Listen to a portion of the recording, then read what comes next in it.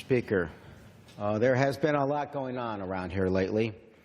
We've been conducting investigations, holding hearings, and some of us have even tried and failed to fundamentally change the way we provide health care in this country.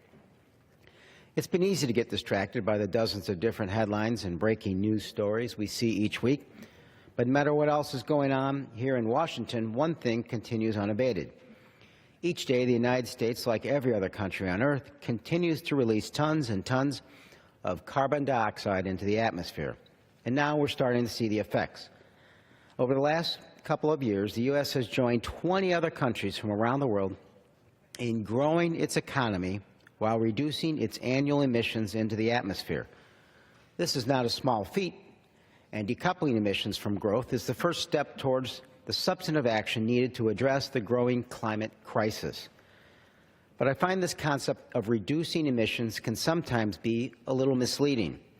In the last few years, the U.S. has reduced the rate that it emits gases.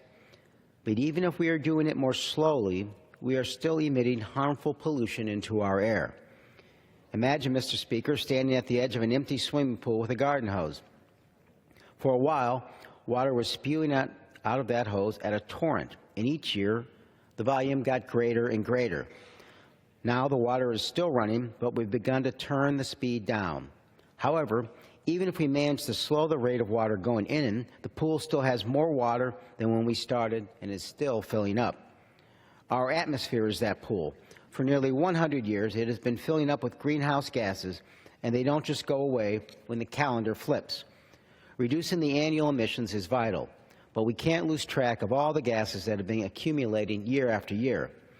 If we're going to hit the international goal of limiting climate warming to 2 degrees Celsius, we need to start acting now. And yet, this august body has been behind the curve on this issue for years.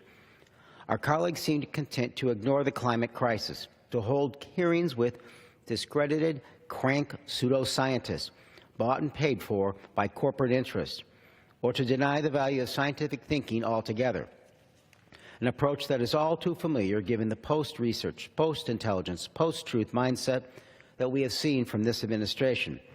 They have adopted a hear no evil, see no evil, speak no evil approach to climate change, hoping they can ignore it until it goes away.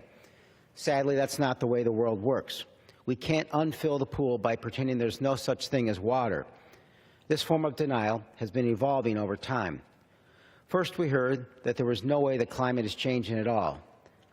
Now that the changes in the atmosphere are beyond doubt, we're starting to hear that climate is changing, but there's nothing we can do about it.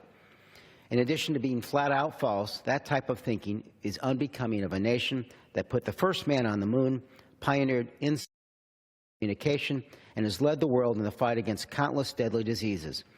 Last month, we heard the administrator of the Environmental Protection Agency question the very fundamentals of atmospheric science, a particularly dismaying thing from the man charged with leading the fight against climate change. This type of willful scientific ignorance has serious consequences. It will cost lives.